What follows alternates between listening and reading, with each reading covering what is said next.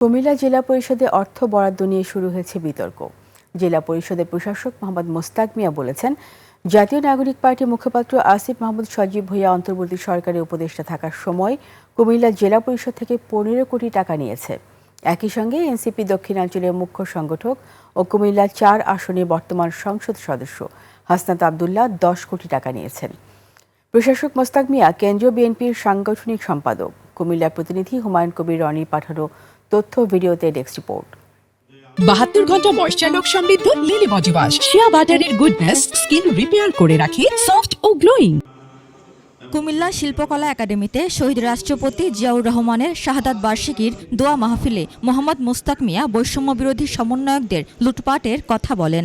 আমার জেলা পরিষদ থেকে মুরাদনগরে যে আসিফ মাহমুদ কি ছিল একটা, ও 15 কোটি টাকা নিয়ে গেছে। সেটা আমাদের নিজস্ব রাজস্ব টাকা 15 কোটি টাকা। আর একজন হাসনাত আবদুল্লাহ ও নিয়ে গেছে 10 কোটি টাকা।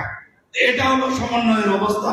যারা বাংলাদেশে বৈষম্য বিরোধী রাজনীতি চেয়েছিলেন তাদের মধ্যে সেই নীতি ছিল না বলেও মন্তব্য করেন তিনি। যেটা তারা চেয়েছিল যে বাংলাদেশ একটা সমন্বয়ের রাজনীতি, কিন্তু সেটা ছিল না, তাদের মধ্যে ছিল না। এ নিয়ে হাসনাত এবং মোহাম্মদ মোস্তাক মিয়ার একটি কল রেকর্ড ভাইরাল হয়, যেখানে হাসনাতকে মোস্তাক মিয়া বলেন তিনি ব্যক্তিগতভাবে টাকা নেওয়ার কথা বলেননি। আমার জেলা পরিষদের মাধ্যমে আপনার এলাকায় গেছে।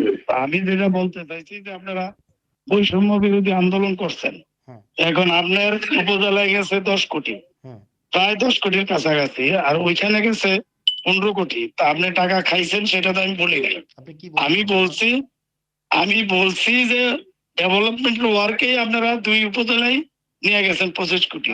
জেলা পরিষদের তথ্য বলছে 42টি সড়ক উন্নয়নের জন্য এই টাকা বরাদ্দ দেয়া হয়। উপমা রায়, ডেস্ক রিপোর্ট, 21 টেলিভিশন।